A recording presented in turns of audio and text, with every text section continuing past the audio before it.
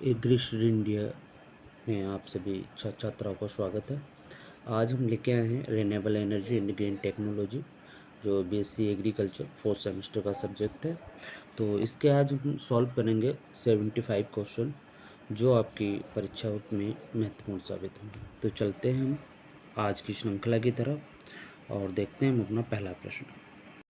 तो हमारा पहला प्रश्न यहाँ पे देखते हैं। पहला प्रश्न कहता है, सौर पैनल के लिए ऊर्जा का प्राथमिक स्रोत है। सौर पैनल के लिए ऊर्जा का प्राथमिक स्रोत है। ऑप्शन ए हवा, ऑप्शन बी पानी, ऑप्शन सी धूप और ऑप्शन डी जियोथर्मल। तो सौर पैनल के लिए ऊर्जा का जो प्राथमिक स्रोत है वो है आपका धूप। धूप जो है हमारा करेक्ट आंसर होगा। चलते हैं अगले प्रश्न की तरफ। अगला प्रश्न देखते हैं। प्रश्न संख्या 2 को देखते हैं।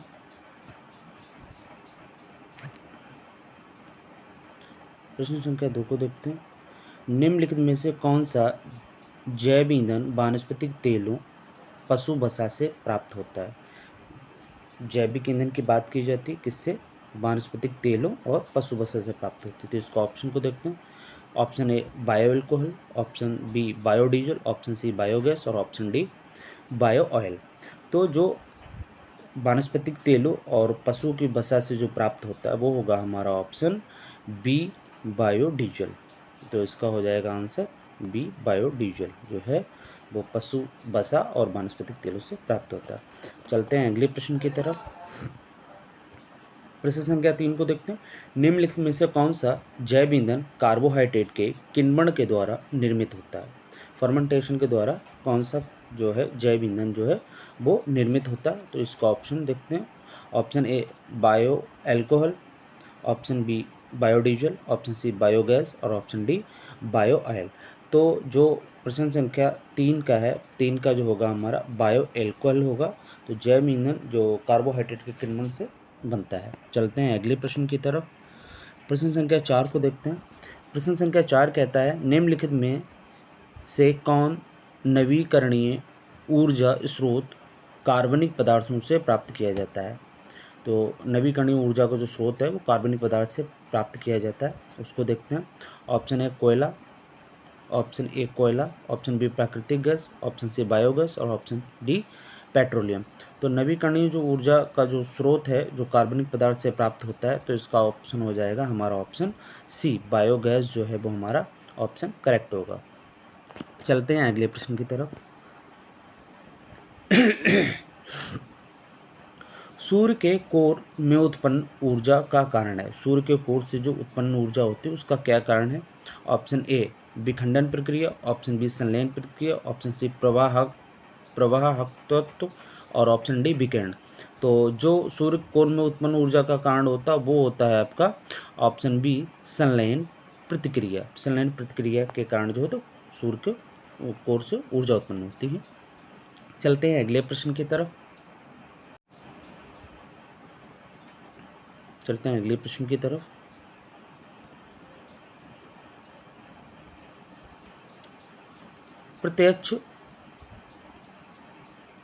प्रत्यक्ष सौर ऊर्जा प्रयोग किया जाता है। प्रत्यक्ष सौर ऊर्जा प्रयोग किया जाता है। ऑप्शन को देखता हूँ। ऑप्शन ए जलतापन, ऑप्शन बी आशवन, ऑप्शन सी सुखाने, ऑप्शन डी उपयुक्त सभी। तो प्रत्यक्ष जो प्रयोग किया जाता है वो उपयुक्त सभी के लिए किया जाएगा, क्योंकि इन तीनों के लिए सौर ऊर्जा का प्रत्यक्ष प्रयोग किया जाता है।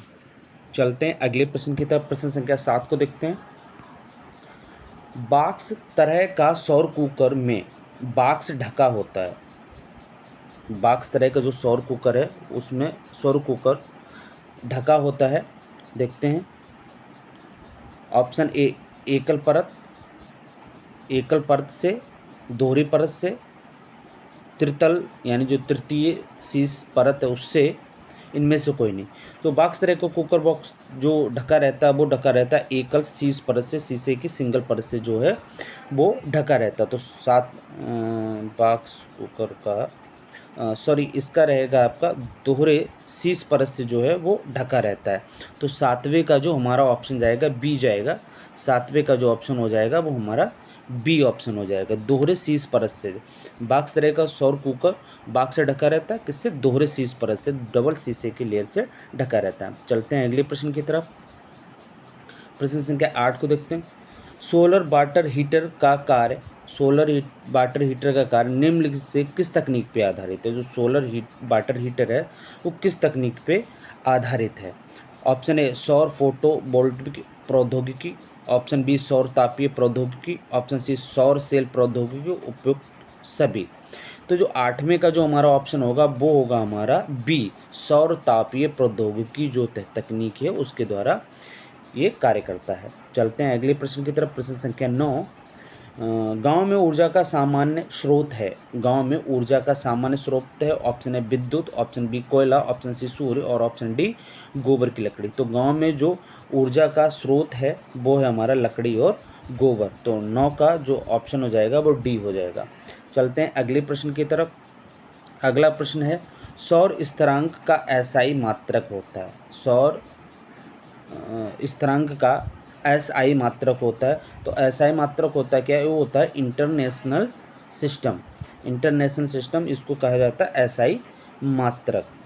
तो एसआई मात्रक इंटरनेशनल सिस्टम क्या होता है? 10 का सी देखते हैं। 10 का सी, 10 का सी तो इसका होता है वाट प्रति मीटर स्क्वायर। तो चलते हैं अगले प्रश्न की तरफ। प्रश्न संख्या 11 को देखते हैं। प्रश्न संख्या 11 को देखते हैं।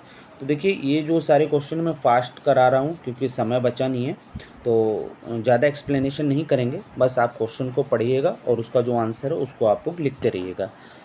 तो 10वां क्वेश्चन हो गया। 11वां क्वेश्चन देखते हैं। 11वें क्वेश्चन को देखते हैं हम लोग। पवन चक्की को कहते हैं, पवन चक्की किसको कहते हैं? ऑप्शन ए पवन चक्की संयंत्र, option B propeller, option C पवन स्टेशन, ऑप्शन डी पवन टरबाइन।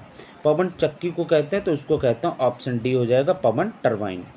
पवन टरबाइन जो है पवन चक्की को कहते हैं। चलते हैं अगले प्रश्न की तरफ। प्रश्न संख्या 12, पवन टरबाइन की शक्ति हवा के वेग के समानुपाती होती है। पवन टरबाइन की शक्ति हवा के वेग के समानुपाती होती है। तो इसका देखते हैं। ऑप्शन ए घन, ऑप्शन बी वर्ग, ऑप्शन सी चौगुनी और इनमें से कोई नहीं।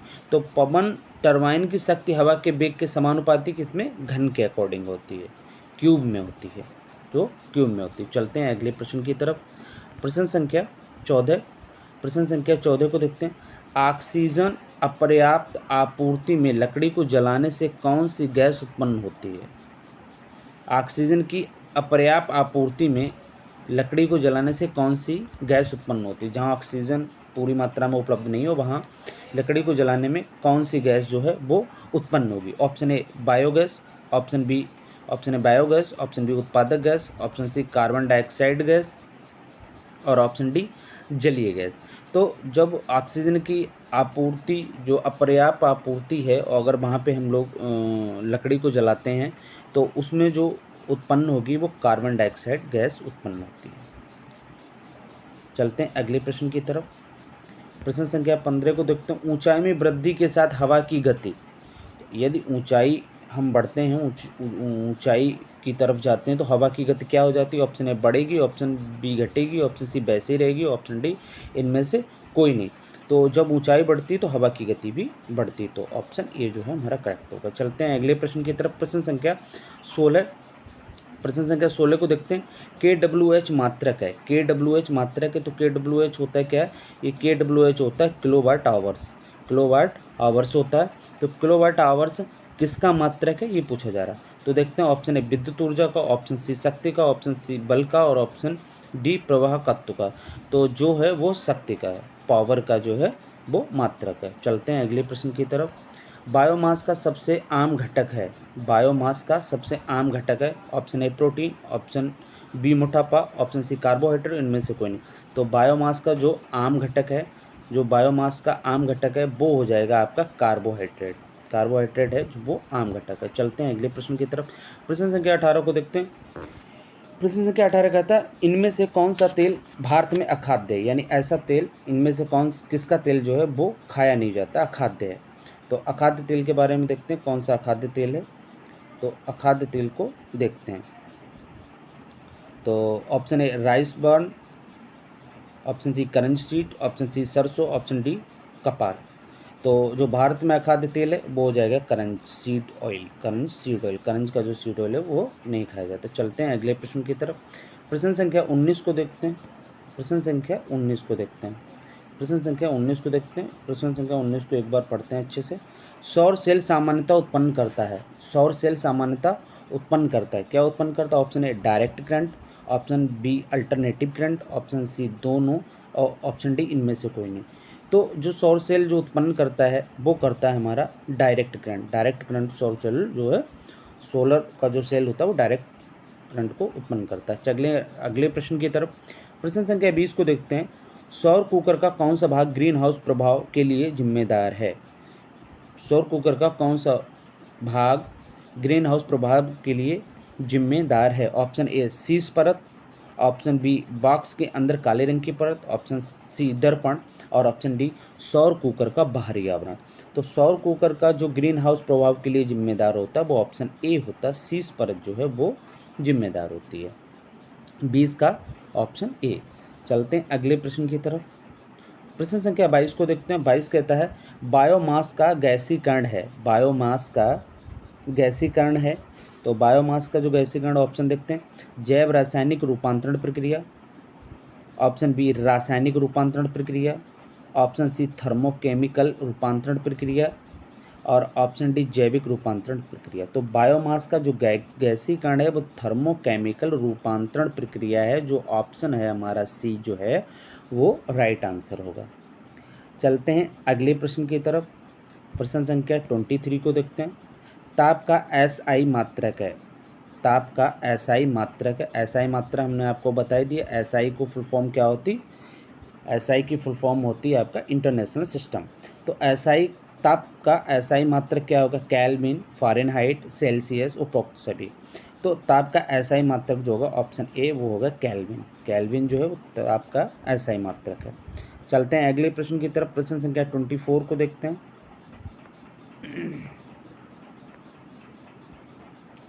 प्रश्न संख्या 24 को देखते हैं।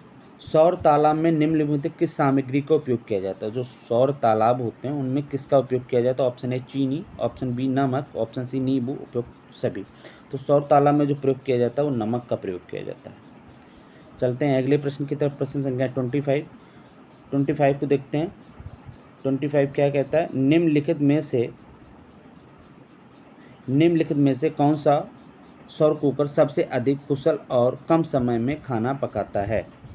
कम समय में और कुशल जो है वो खाना पकाता। Option A box type cooker, option B parabolic cooker, option C panel cooker, उपयुक्त सभी। तो सबसे कुशल और सबसे कम समय में जो खाना पकाता है वो पैराबोलिक कुकर जो है वो सबसे कुशल और सबसे कम समय में खाना पकाता है। चलते हैं अगले प्रश्न की तरफ। प्रश्न संख्या 26 को देखते हैं। एनीमोमीटर एक उपकरण है जिसका प्रयोग मापने के लिए किया जाता है। एनीमोमीटर क्या है? एक उपकरण है। तो इसका प्रयोग किसको नापने के लिए किया जाता है? तो ऑप्शन ए सौर विकिरण, ऑप्शन बी हवा की गति, ऑप्शन सी तापमान प्रवणता, और ऑप्शन डी समुद्र की गहराई। तो एनीमोमीटर का प्रयोग किया जाता है भैया हवा की गति को नापने के लिए, विंड स्पीड को नापने के लिए, मेजरमेंट करने के लिए हम जो प्रयोग करते हैं एनीमोमीटर का प्रयोग करते हैं। चलते हैं अगले प्रश्न की तरफ। प्रश्न संख्या 27 और 27 को देखते हैं। प्राकृतिक गैस का मुख्य घटक प्राकृतिक गैस का मुख्य घटक है। Option A N2, option B CH4, option C H2, और ऑप्शन डी C2H6। तो प्राकृतिक जो गैस होती है वो होती है मीथेन, और मीथेन है हमारे CH4। तो ये जो है मीथेन गैस है, और ये कैसी प्राकृतिक मुख्य रूप से जो प्राकृतिक गैस का मुख्य घटक है। चलते हैं अगले प्रश्न की तरफ। प्रश्न संख्या देखते हैं 28 को देखते हैं। KBIC का पूरा नाम है। KBIC का पूरा नाम है।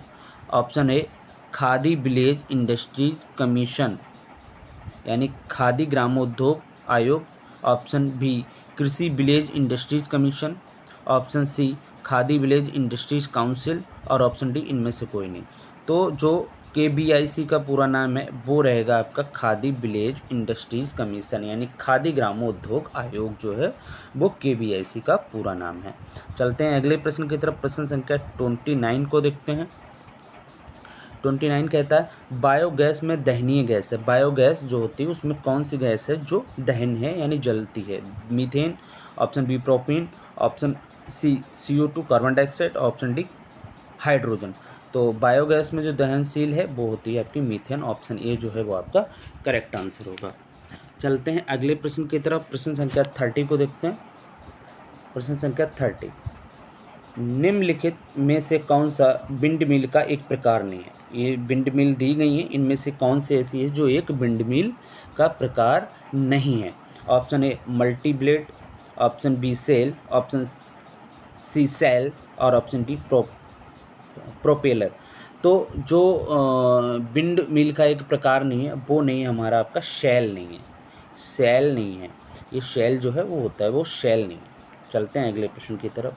प्रश्न संख्या 31 को देखते हैं। ट्रांसस्टरीफिकेशन संबंधित है। ट्रांसस्टरीफिकेशन संबंधित है। Option A biogas, option D biodiesel, option C gas उत्पादक गैस और प्राकृतिक गैस। तो जो ट्रांसस्टेरिफिकेशन संबंधित है वो है आपका बायोडीजल से। ऑप्शन बी 31 का ऑप्शन बी होगा। चलते हैं अगले प्रश्न की तरफ।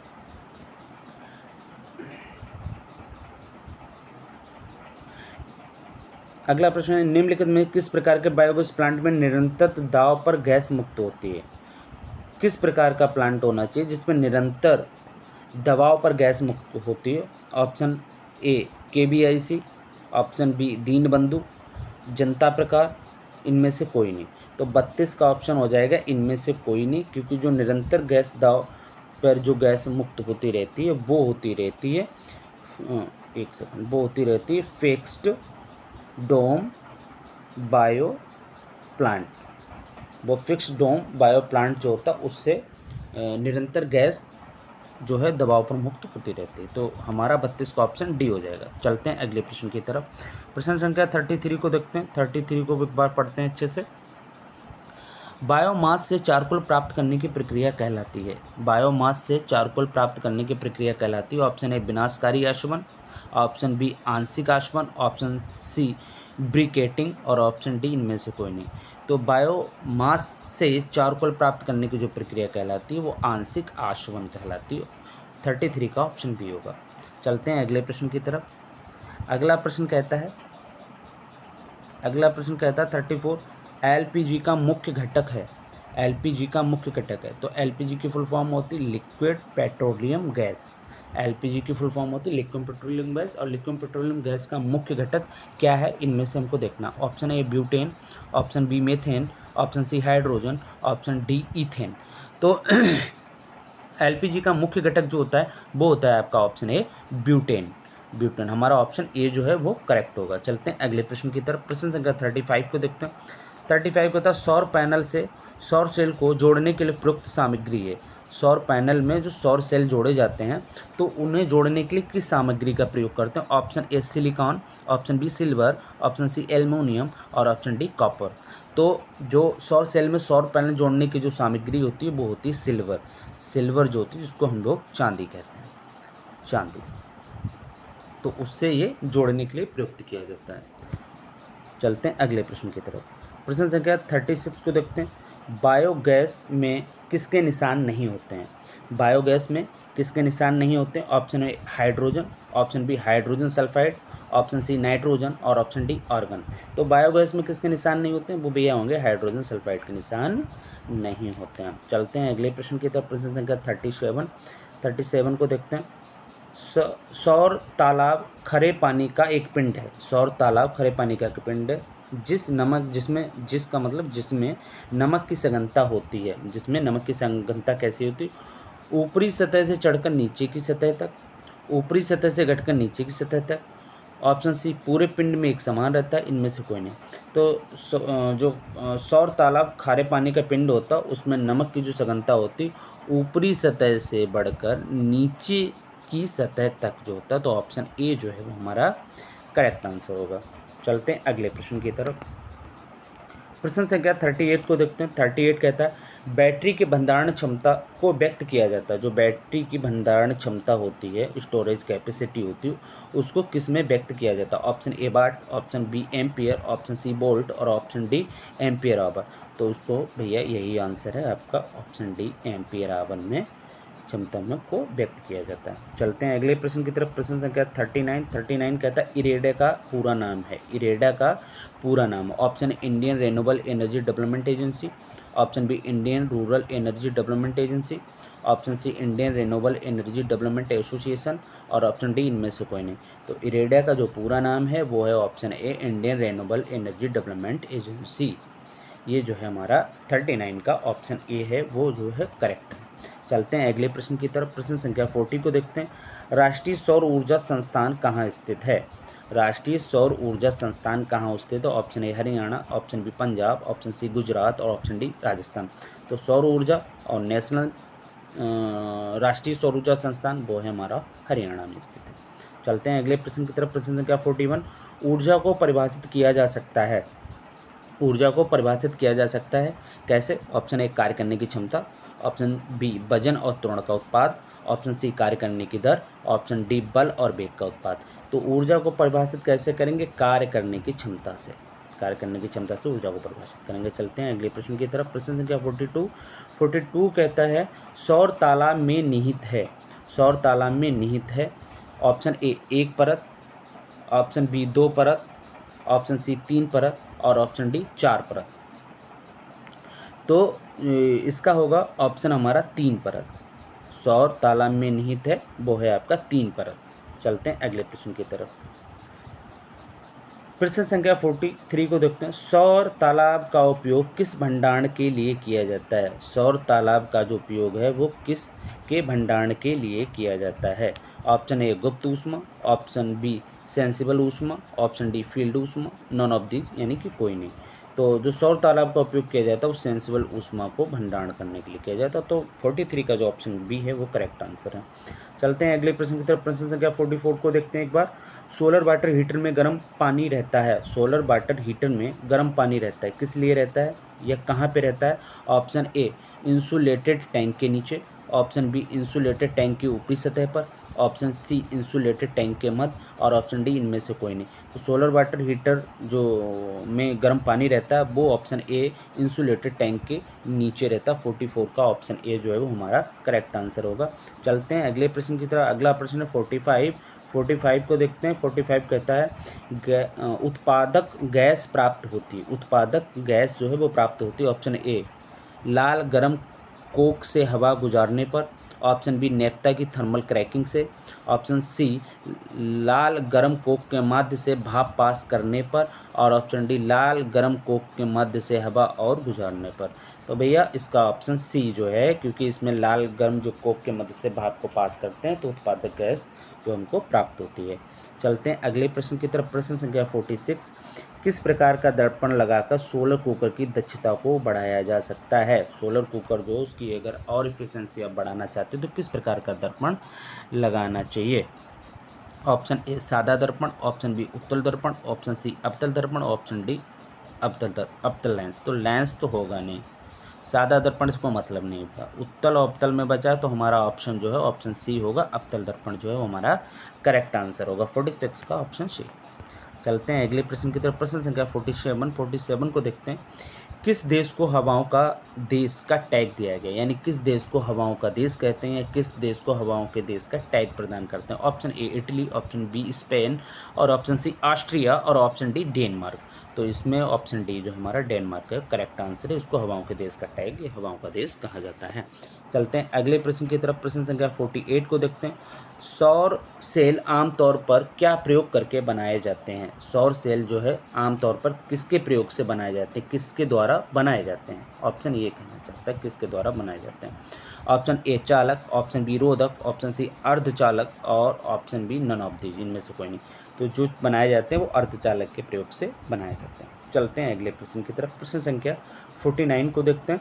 49 कहता है निम्न में से कौन सा वाणिज्यिक ईंधन का स्रोत नहीं है? कौन सा वाणिज्यिक ईंधन का स्रोत नहीं? ऑप्शन ए कोयला ठीक है, ऑप्शन बी गोबर पशु गोबर, ऑप्शन सी पेट्रोलियम और ऑप्शन डी विद्युत।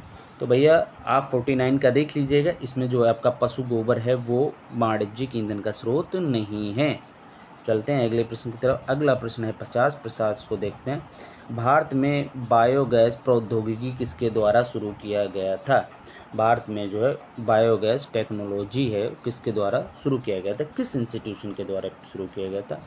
वो खादी एवं ग्रामोद्योग निगम यानी कि KBIC ये भी बताया था, खादी विलेज इंडस्ट्रीज कॉरपोरेशन, ठीक है, वो आपको अभी बता दिया था। दूसरा है आपका भारतीय कृषि अनुसंधान संस्थान ICAR, खाद्य उत्पादन के लिए कार्रवाई AFPRO और IVRI Indian veterinary research institute. तो भैया इसका जो शुरू किया गया था वो खादी एवं ग्रामोद्योग निगम यानी कि KBIC के द्वारा शुरू किया गया था। चलते हैं अगले प्रश्न की तरफ।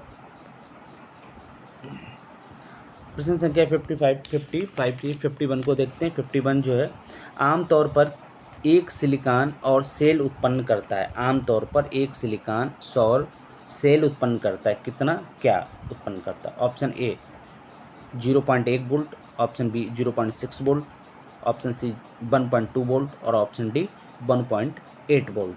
तो इसमें उत्पन्न करता है 1.6 वोल्ट जो है, यानी कि अगर एक सिलिकॉन सौर सेल है वो उत्पन्न करेगा 0.6 वोल्ट ऊर्जा को उत्पन्न करेगा। चलते हैं अगले प्रश्न की तरफ। अगला प्रश्न 52 को देखते हैं। 52 निम्नलिखित में से खाना पकाने और प्रकाश की व्यवस्था के लिए कौन सा उच्च गुणवत्ता वाले ईंधन के रूप में प्रयोग किया जा सकता है? प्रकाश के लिए, दो चीज़ें याद रखिए, प्रकाश के लिए और खाना पकाने के लिए उच्च गुणवत्ता वाले ईंधन का प्रयोग किया जा सकता है। जलाओ लकड़ी, ये खाना पकाने में आ जाएगा। सौर कुकर खाना पकाने के लिए, नॉन जैसा कुछ नहीं, बायोगैस। तो ऑप्शन बी जो है 52 का बायोगैस है, ये खाना पकाने के लिए और प्रकाश की व्यवस्था के लिए भी इसका प्रयोग किया जाएगा। चलते हैं अगले प्रश्न की तरफ। प्रश्न संख्या 53 को देखते हैं। 53 कहता है 53 भारत में सौर ऊर्जा के लिए किस राज्य के वैश्विक केंद्र के रूप में उभरने की संभावना है? भारत में सौर ऊर्जा के लिए किस राज्य में वैश्विक केंद्र के रूप में उभरने की संभावना है, जिसमें सबसे ज़्यादा संभावना है? Option A MP Madhya Pradesh, option B Rajasthan, option C Haryana और ऑप्शन डी गुजरात। तो उसमें उभरने की क्षमता जो है वो Rajasthan, option B Rajasthan, option B जो है राजस्थान। 54 को देखते हैं। 54 कहता है सौर ऊर्जा निम्न में से स्वतंत्र है।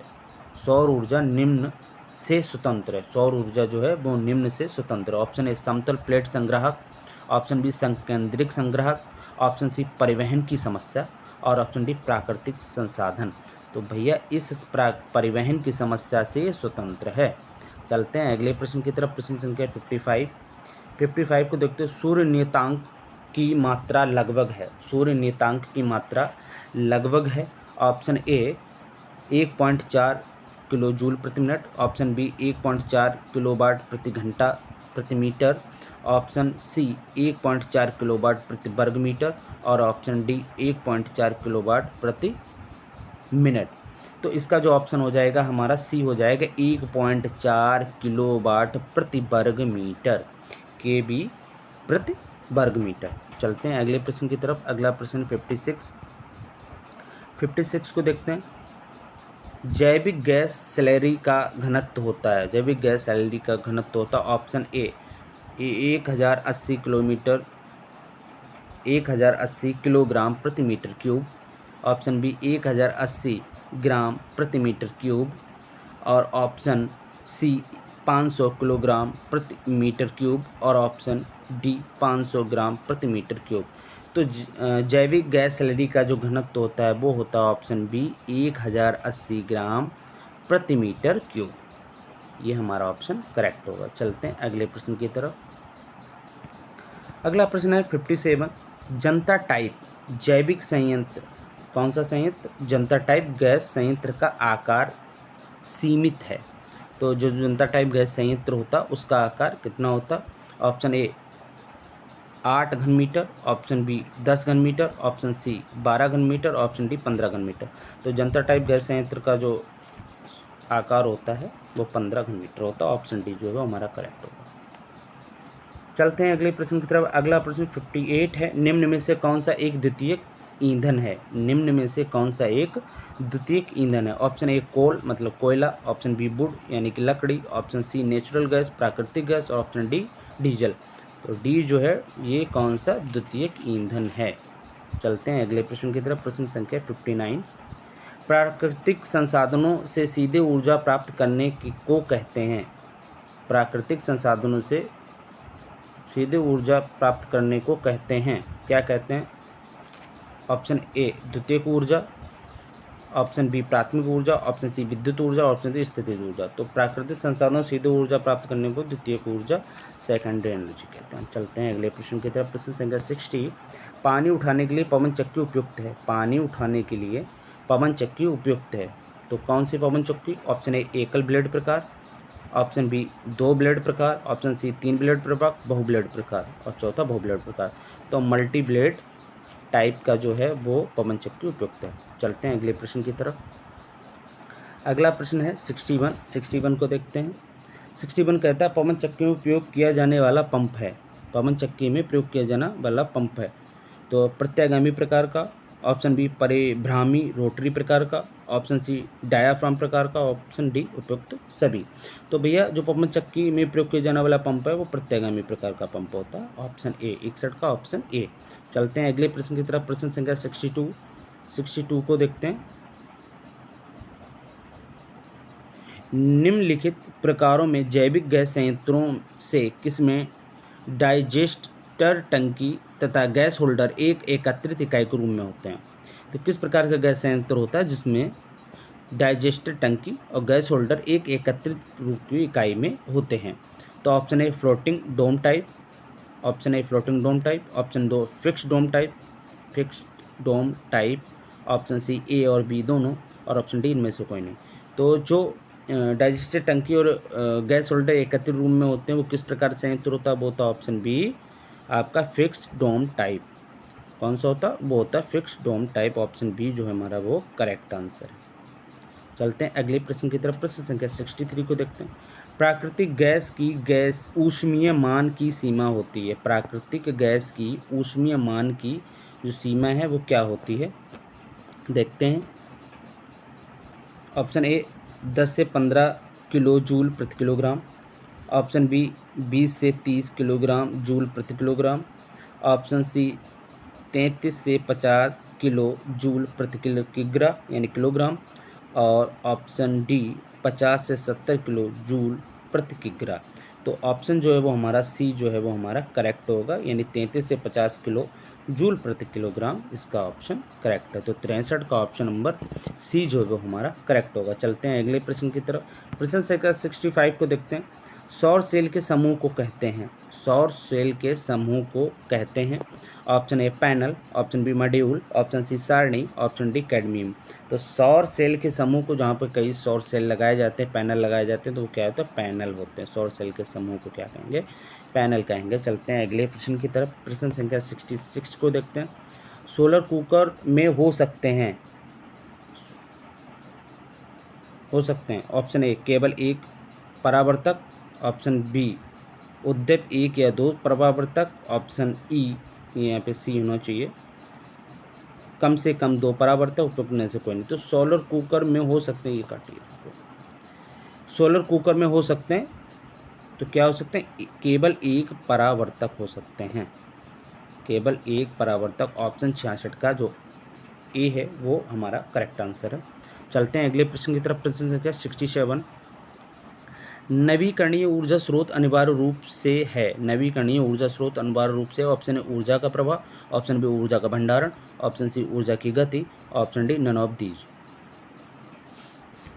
तो नवीकरणीय ऊर्जा का स्रोत जो अनिवार्य रूप से होता है वो ऊर्जा का प्रवाह होता है। 67 का ए हमारा करेक्ट आंसर है। चलते हैं अगले प्रश्न की तरफ।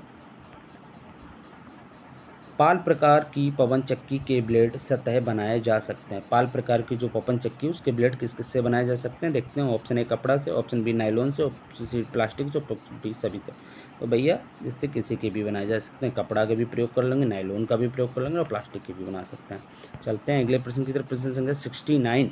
पचा हुआ घोल यानी डाइजेस्टिव स्लरी एक अच्छा स्रोत है। ऑप्शन ए सूक्ष्म जीव, ऑप्शन बी सूक्ष्म पोषक तत्व, ऑप्शन सी प्रमुख पोषक तत्व और ऑप्शन डी कवक। तो 69 का जो होगा हमारा वो होगा सी, यानी पचा हुआ घोल डाइजेस्टिव स्लरी का जो अच्छा स्रोत होगा वो प्रमुख पोषक तत्व जो है वो उसका करेक्ट आंसर होगा। चलते हैं अगले प्रश्न की तरफ। प्रश्न संख्या 70। गति की किस सीमा पर पवन टरबाइन से विद्युत उत्पन्न होती है। यानी पवन टरबाइन कितनी तेज, यानी पवन टरबाइन को चलाने के लिए जो हवा चलनी चाहिए उसकी गति कितनी होनी चाहिए। ऑप्शन ए 100 से 125 मीटर प्रति घंटा, ऑप्शन बी 450 से 650 मीटर प्रति घंटा, ऑप्शन सी 250 से 450 मीटर प्रति घंटा और ऑप्शन डी 30 से 35 मीटर प्रति घंटा। तो इनमें से कौन सी स्पीड होनी चाहिए कम से कम जिससे कि पवन टरबाइन से विद्युत उत्पन्न हो सके। तो कम से कम 30 से 35 मीटर प्रति घंटा जो है वो चाल पवन की होनी चाहिए, तब जो टरबाइन के जो ब्लेड हैं वो घूमेंगे जिससे कि विद्युत उत्पन्न होगी। चलते हैं अगले प्रश्न की तरफ। प्रश्न संख्या 71। इष्टिकाकरण यानी कि ब्रिकेटिंग यानी इष्टिकाकरण यानी ब्रिकेटिंग है क्या है। ऑप्शन ए घनीकरण, ऑप्शन बी अवायवीय पाचन, ऑप्शन बी अकार्बनीकरण और option D all of these. तो इसमें जो इष्टिकाकरण जो है यानी ब्रिकेटिंग होता है वो घनीकरण होता है। घनीकरण मतलब जो होता है डेंसिफिकेशन होता है, घनीकरण करता है डेंसिफिकेशन। चलते हैं अगले प्रश्न की तरफ। प्रश्न संख्या 72। जैविक गैस यानी बायोगैस के उत्पादन के स्लरी का पीएच मान होना चाहिए, यानी जो वो है पीएच जो है वो कितना होना चाहिए। तो भैया ऑप्शन बी जो है आपका 7 पीएच कम से कम होना चाहिए। चलते हैं अगले प्रश्न की तरफ। प्रश्न संख्या 73 को एक बार देखते हैं। जब जीवाणु ऑक्सीजन को अनुपस्थिति में यानी अब्सेंट में कार्बनिक पदार्थ को पचाते हैं तो जैविक गैस का उत्पादन होता है। तो जैविक गैस का उत्पादन होगा। वायवीय पाचन, तो वायवीय पाचन है नहीं, ऐच्छिक पाचन है नहीं, अवायवीय पाचन ऑप्शन सी जो है आपका करेक्ट होगा। चलते हैं अगले प्रश्न की तरफ। प्रश्न संख्या 74। सोलर पैनल में कौन सा घटक सूर्य प्रकाश को बिजली में परिवर्तित करता है। यानी सोलर पैनल में कौन सा घटक होता है जो सूर्य को प्रकाश को विद्युत में परिवर्तित कर देता है, यानी कि बिजली में परिवर्तित कर देता है। Option A inverter, option B battery, option C photovoltaic cell और ऑप्शन डी चार्जर कंट्रोलर। तो फोटोवोल्टिक जो सेल होता है वो क्या करता है, सूर्य ऊर्जा को विद्युत ऊर्जा में परिवर्तित कर देता है। किसकी सहायता से, सोलर पैनल की सहायता से। चलते हैं अगले प्रश्न की तरफ। प्रश्न संख्या 75 और ये आज का अंतिम प्रश्न है। आई होप आप लोगों को ये वीडियो पसंद आई होगी। इसमें ज़्यादा जो मैं कोशिश कर रहा हूँ कि प्रश्नों को जल्दी से जल्दी और ज़्यादा से ज़्यादा प्रश्नों को दिया जा सके, जिससे कि आपकी परीक्षा में आप लोगों को कुछ न कुछ मदद हो सके। तो 75 आज का अंतिम क्वेश्चन, इसको देखते हैं। आवासीय अनुप्रयोगों के उपयोग किए जाने वाले सौर पैनल का सबसे सामान्य प्रकार क्या है। आवासीय अनुप्रयोगों में प्रयोग किए जाने वाले सौर पैनल का सबसे सामान्य प्रकार क्या है। ऑप्शन ए पॉलीक्रिस्टलाइन और ऑप्शन बी मोनोक्रिस्टलाइन। तो आवासीय अनुप्रयोगों में उपयोग किए जाने वाले सौर पैनल का सबसे सामान्य प्रकार होता मोनोक्रिस्टलाइन। ऑप्शन बी जो है आपका करेक्ट होगा। तो 75 का 75 का जो ऑप्शन बी है वो हमारा करेक्ट होगा। आई होप आप लोगों को वीडियो पसंद आई होगी और चाहते हैं कि आप लोग जो भी वीडियो में अगर कोई इशू आ रहा है, अगर किसी और सब्जेक्ट की वीडियो चाहिए, वैसे मैं बना रहा हूँ, कोई और भी सब्जेक्ट चाहिए तो आप लोग हमको कमेंट कर सकते हैं कि हमको इस सब्जेक्ट की वीडियो चाहिए और हम कोशिश करेंगे आप लोगों को जल्दी से जल्दी वो वीडियो उपलब्ध कराई जाए। तो आप लोग चैनल को सब्सक्राइब कर लीजिएगा, जिससे कि आने वाली वीडियो को आपको पहले से नोटिफिकेशन मिल सके। और आई होप आप लोगों को वीडियो पसंद आई होगी। Thank you.